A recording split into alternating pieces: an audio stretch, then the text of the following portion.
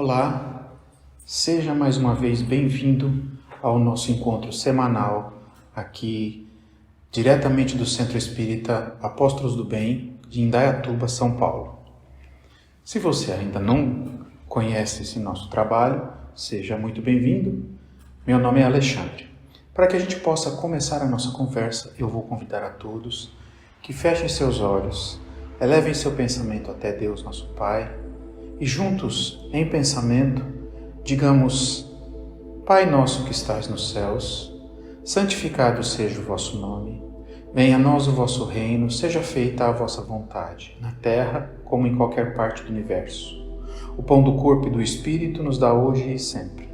Perdoa as nossas dívidas, assim como perdoamos os nossos devedores. Não nos deixeis cair em tentação, mas livra-nos do mal. Que assim seja. Muito bem. O assunto que eu trouxe para que a gente possa conversar hoje foi retirado desse livro aqui, que nós espíritas já devemos conhecer, chama-se Boa Nova. É um livro que foi psicografado pelo Chico Xavier e ditado pelo espírito do Irmão X. Esse livro aqui, em particular, a capa dele não é mais essa hoje, mas ele já está bem usado e ele tem uma dedicatória. Na verdade, essa dedicatória aqui é porque eu dei esse livro de presente. No dia 13 de julho de 92, eu dei esse livro de presente para minha namorada.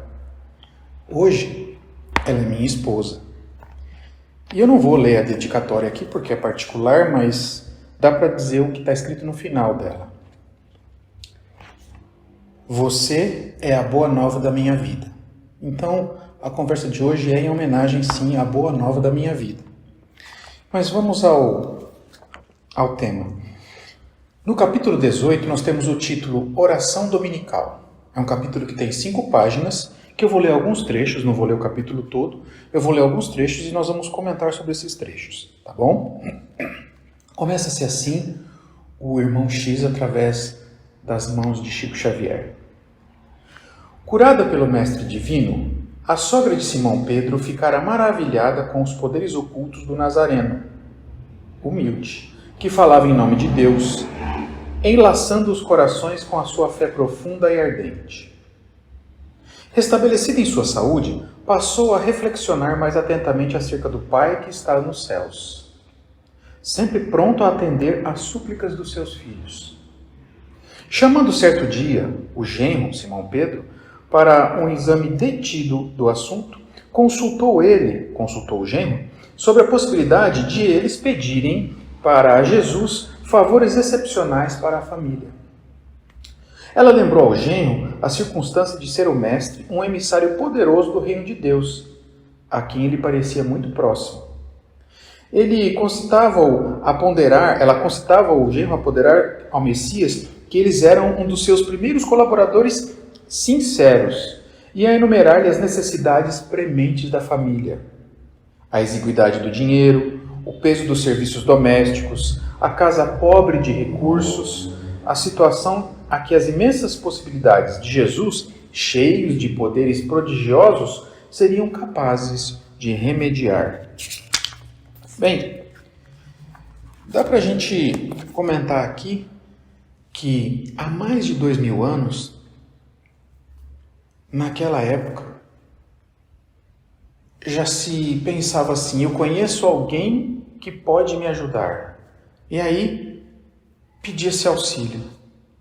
Depois de tanto tempo, o ser humano não evoluiu a ponto de perceber que não há privilégios no reino dos céus.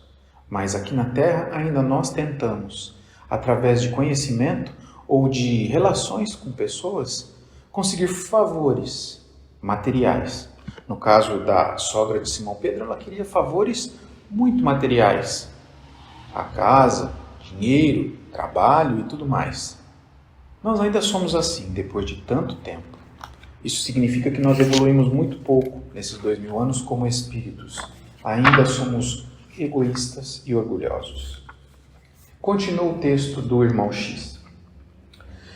Chegada que foi a ocasião, o apóstolo procurou provocar Eu acho que eu pulei uma página, não. O apóstolo procurou provocar muito de leve a solução do problema, perguntando a Jesus com a sinceridade ingênua. Então, Simão Pedro foi lá conversar com Jesus, tentando solucionar esse problema que a sogra levou para ele. Mestre, será que Deus ouve as nossas orações? Como não, Pedro? Respondeu Jesus solicitamente. Desde que começou a raciocinar, observou o homem que, acima de seus poderes reduzidos, havia um poder ilimitado, que lhe criara o ambiente da vida. Todas as criaturas nascem com tendência para o mais alto e experimentam a necessidade de comungar com esse plano elevado, donde o Pai nos acompanha, com o seu amor, todo justiça e sabedoria, onde as preces dos homens o procuram sob nomes diversos. E aí, além desse raciocínio, perguntou Jesus: acreditarias, Simão, que em todos os séculos da vida humana recorreriam as almas incessantemente a uma porta silenciosa e inflexível, se nenhum resultado obtivessem? Não tenhas dúvidas, todas as nossas orações são ouvidas. Então veja, Simão muito sutilmente tentou perguntar para a gente, entrar no assunto para tentar pedir esses favores que a sogra tinha pedido a ele. E ele foi tentar dar a volta e perguntou para o mestre se Deus ouve as nossas preces. E Jesus usou de um exemplo fantástico.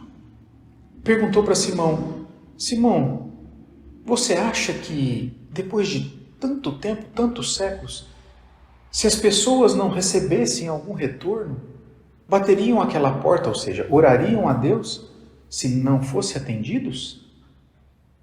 Já deveriam ter desistido, né? Isso significa que sim, são atendidos. Esta é a mensagem de Jesus. No entanto, exclamou o respeitoso discípulo, se Deus ouve as nossas súplicas, as súplicas de todos os seres, por que tamanhas diferenças de sorte? Por que razão eu sou obrigado a pescar para prover a subsistência? Por que eu sou obrigado a pescar para prover a subsistência quando Levi ganha um bom salário no serviço dos impostos com a sabedoria dos livros? Ainda perguntou o apóstolo: como explicar que Joana dispõe de servas numerosas, enquanto a minha mulher é obrigada a plantar e cuidar da nossa horta? Jesus ouviu atento as palavras de Simão Pedro e retrucou: Pedro, precisamos não esquecer que o mundo pertence a Deus e que todos nós somos seus servidores. Os trabalhos variam conforme a capacidade do nosso esforço. Hoje você pesca, amanhã vai pregar a palavra divina do Evangelho. Todo o trabalho honesto é de Deus. Quem escreve com sabedoria os pergaminhos não é maior do que aquele que traça a leira laboriosa e fértil com a sabedoria da terra. O escriba sincero que cuida dos dispositivos da lei é irmão do lavrador bem intencionado que cuida do sustento da vida. Um cultiva as flores do pensamento, outro as flores do trigal, que o Pai protege e abençoa. Você acha que uma casa estaria completa sem as mãos abnegadas que lhe varrem os detritos? Perguntou ainda Jesus: se todos os filhos de Deus se dispusessem a cobrar impostos, como fez o nosso amigo Levi, quem os pagaria? Vês, portanto, que, antes de qualquer consideração, é preciso santificar todo o trabalho útil, como quem sabe que o mundo é morada de Deus. Olha, conforme a gente vai desenrolando essa história, ela vai ficando mais bonita. Porque veja, eu disse no começo que Simão Pedro, a sogra de Simão Pedro, muito egoísta, queria que Jesus resolvesse os problemas materiais dela. E nós, ainda hoje, queremos achar alguém que resolva os nossos problemas materiais. Simão tentou falar com Jesus se Deus ouvia as nossas orações. E não contente pela resposta de Jesus, ele disse o quê? Jesus, se Deus ouve as nossas orações, como explicar que cada um tem um trabalho diferente, um mérito diferente? Como explicar que eu pesco enquanto o outro ganha dinheiro cobrando impostos? Como explicar que uma senhora tem muitos trabalhadores e minha mulher tem que trabalhar na lida? E Jesus, mais uma vez, deu uma resposta muito sábia que eu vou pedir licença a vocês e vou ler de novo. Todo trabalho honesto é de Deus. Então veja, o que Jesus quer dizer com isso? Você pode ter um trabalho, por mais simples que ele pareça, se ele for honesto, ele é muito importante. Você pode ter um trabalho que parece ser muito importante, que tenha muitos rendimentos. Se ele não for honesto, ele não é merecedor das dádivas de Deus, porque todo trabalho honesto é de Deus. E tem mais uma afirmação ainda que Jesus faz aqui, que é muito interessante. Todo trabalho útil é santificado por Deus. Ou seja, se você faz aquilo que você tem que fazer, o seu trabalho, por mais diverso que seja, por mais que pareça insignificante, se você faz com amor, se você se dedica, ele é abençoado pelo Pai. E Jesus explica mais um pouco. Nós somos diferentes. Por que ele diz que nós somos diferentes? Os trabalhos variam conforme a capacidade do nosso esforço. Eu, como sou preguiçoso, e eu sei que eu sou preguiçoso, eu vou me esforçar muito pouco. Então, a providência divina não vai me dar um trabalho que exija muita dedicação. Já tem pessoas que são muito dedicadas, muito esforçadas, e para esses, a providência divina dá os trabalhos que exigem mais dedicação, que exigem mais esforço. Claro, quanto maior a dedicação, quanto maior o esforço, mais meritório é o trabalho. Mas não se esqueçamos que todo trabalho honesto é de Deus. Continua a história. O discípulo ouviu aquelas explicações judiciosas e, confortado com os esclarecimentos recebidos, interrogou: Mestre, como devemos interpretar a oração? Mais uma vez, elucidou Jesus. Em tudo, deve a oração constituir o nosso recurso permanente de comunhão ininterrupta com Deus. Nesse intercâmbio incessante, na verdade assim o intercâmbio incessante entre nós e Deus, as criaturas devem apresentar o Pai no segredo das íntimas aspirações, os seus anelos e esperanças, as suas dúvidas e amargores. Essas confidências lhes atenuarão o cansaço do mundo, restaurando as energias, porque Deus lhes concederá a sua luz. É importante, é necessário, portanto, cultivar a prece para que ela se torne um elemento natural da vida, como a respiração. É indispensável conheçamos o meio seguro de nos identificarmos com o nosso Pai. Entretanto, Pedro, observamos que os homens não se lembram dos céus, senão nos dias de incerteza e angústia do coração. Se a ameaça é cruel e iminente o desastre, se a morte do corpo é irremediável, os mais fortes dobram os joelhos. Veja então que Simão pergunta a Jesus como a gente deve interpretar as orações. E Jesus deixa claro que as orações devem se tornar um hábito constante, frequente. Muito bom. Mas ele, o mestre, também adverte que a maioria das criaturas, e eu me incluo nessa grande maioria dos nossos irmãos encarnados e desencarnados, nós recorremos à prece somente nas horas difíceis. Quando alguma coisa está para acontecer ou acaba de acontecer, o que a gente faz? Ah, meu Deus, me ajuda! Mas a prece tem que ser constante. E fala Jesus que ainda tem que ser constante na intimidade. Tem que ser uma conversa entre nós e o Pai. E aí vocês vão dizer assim, mas aí, Alexandre, mas como assim eu, tão insignificante, vou conversar com o Criador, o Todo-Poderoso? Vejam, Deus é justo. Deus é misericordioso. Deus ama todos os seus filhos. Por mais insignificante que pareça um de nossos irmãos, uma prece sincera sempre será ouvida por Deus. Uma prece sincera, feita com o coração puro, com a mente aberta.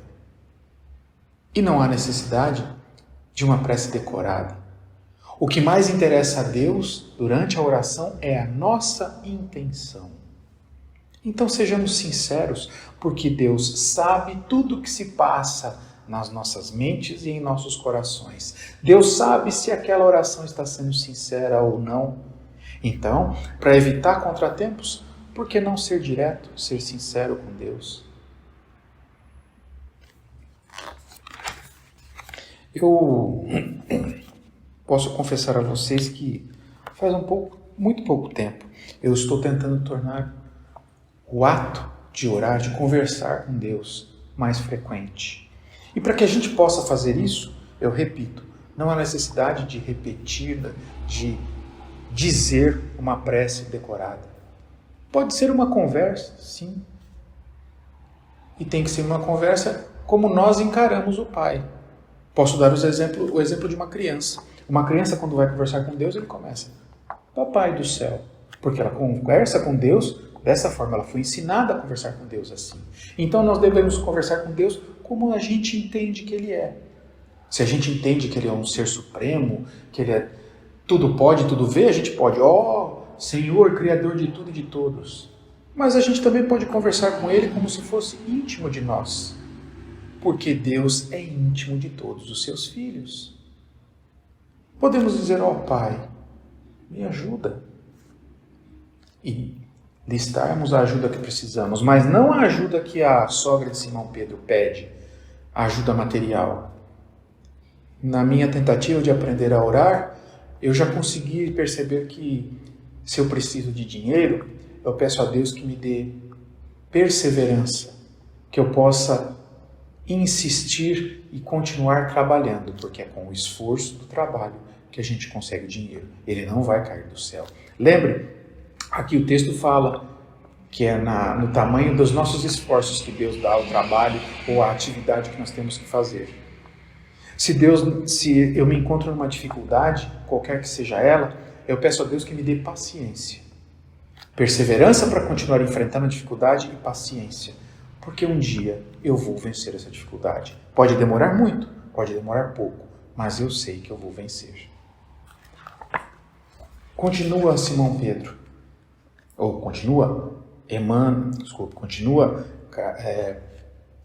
continua Chico Xavier pelas palavras do irmão X. Decorridos alguns dias, estando o mestre a ensinar aos companheiros a nova lição referente ao impulso natural da prece, Simão Pedro lhe observou: Senhor, tenho procurado por todos os modos manter inalterável a minha comunhão com Deus, mas não tenho conseguido o objetivo das minhas súplicas. E que tens pedido a Deus? Interrogou o mestre sem se perturbar. Ora, tenho implorado a sua bondade, a bondade divina, que aplane os meus caminhos com a solução de certos problemas materiais.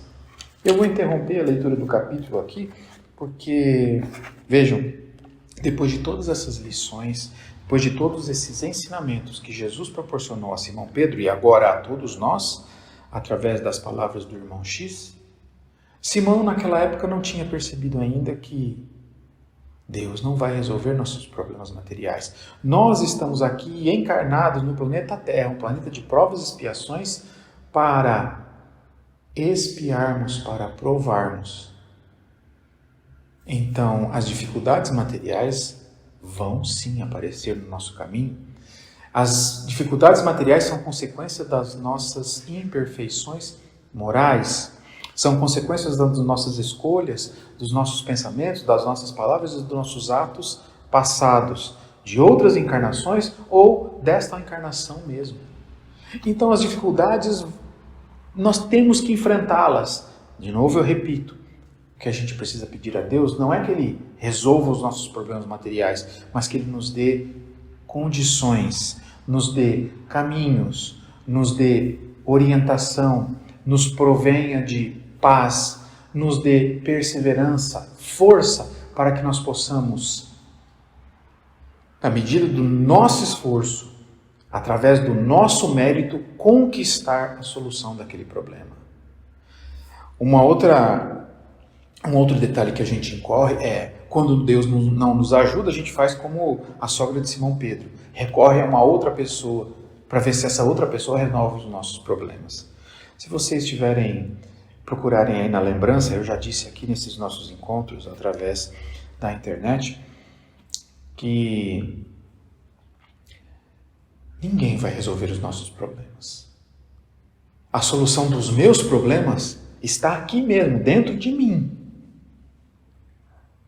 É pelo meu esforço, pelo meu mérito, de buscar aqui dentro de mim a solução dos meus problemas. E a solução dos meus problemas eu consigo dizer sim, porque está aqui, no livro que eu vou ler daqui a pouco, no Evangelho segundo o Espiritismo.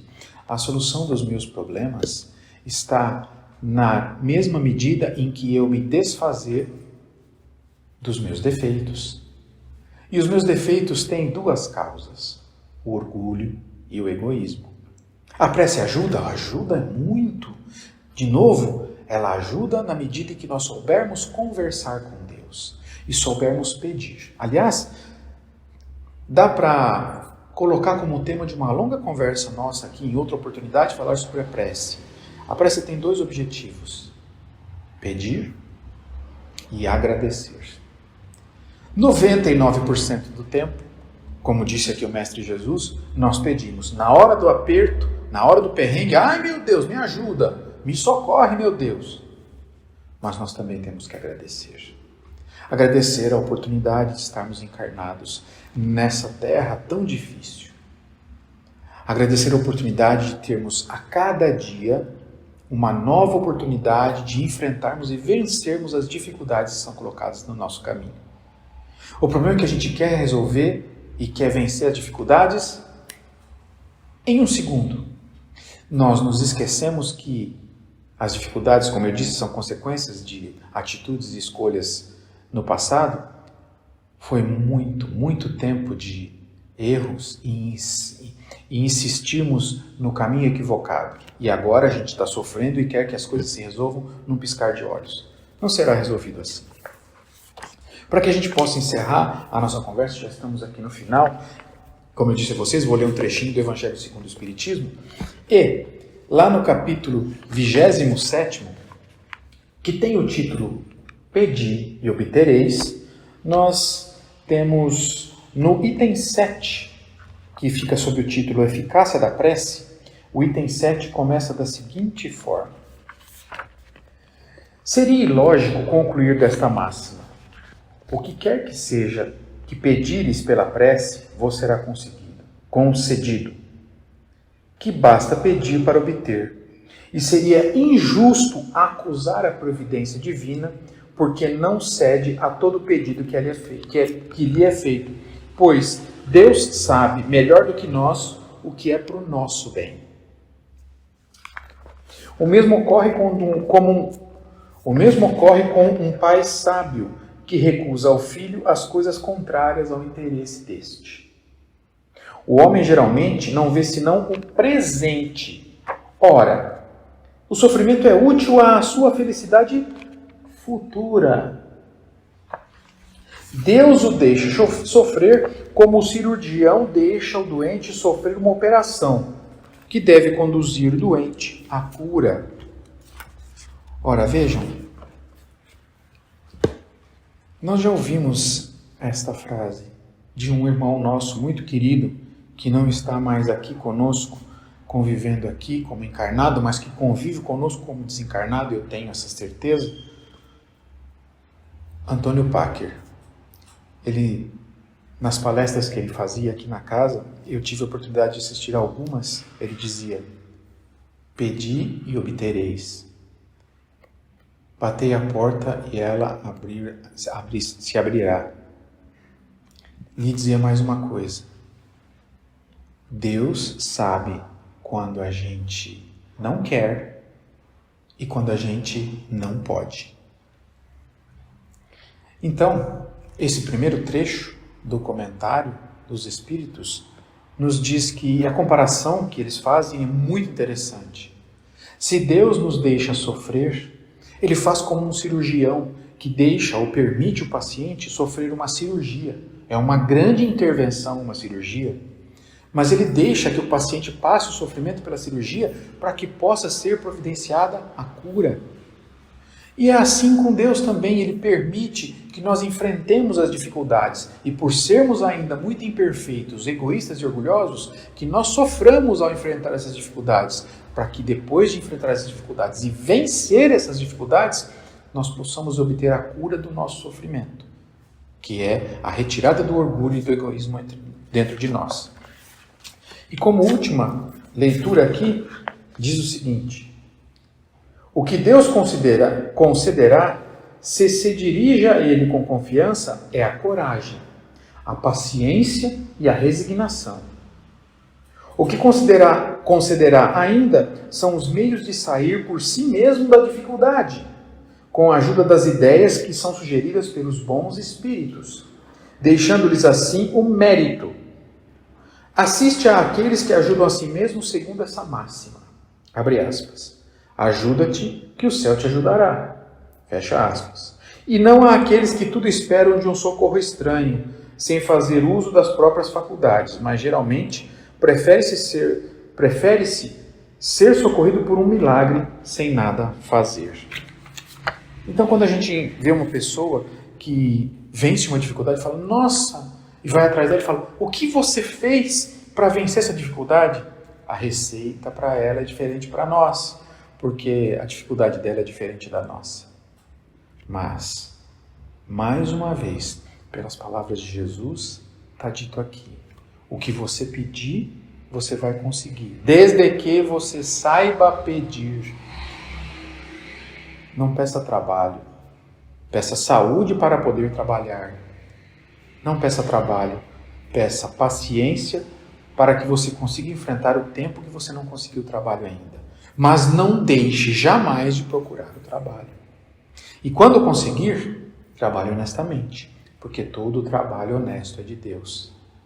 Então, é com essa mensagem sobre a oração, que deve ser sincera, de coração puro e mente aberta, que nós encerramos as nossas reflexões de hoje. Desejando a todos nós, encarnados e desencarnados, que tenhamos uma ótima encarnação, que possamos aproveitar essa encarnação e aprender as lições. Não desistir nunca, mas sempre conversar com o Pai, para pedir sim, mas acima de tudo, agradecer.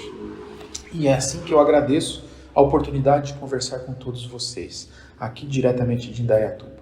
Para que a gente possa encerrar, eu vou convidar a todos que fechem seus olhos, elevem seu coração e seu pensamento até Deus, e juntos em pensamento digamos, Senhor, mais uma vez te agradecemos a grande oportunidade de estarmos reunidos em Teu nome, em nome da Tua infinita justiça, em nome da Tua infinita misericórdia. E assim te dirigimos estas singelas palavras em agradecimento. E também pedimos por todos os nossos irmãos que sofrem, padecem pela miséria, pelo frio, pela falta de pão, pela falta de uma oportunidade, pela falta de um ombro amigo, ou de uma mão amiga. Por todos nós, Pai, que a Tua misericórdia nos cubra hoje e sempre. Que assim seja, graças a Deus.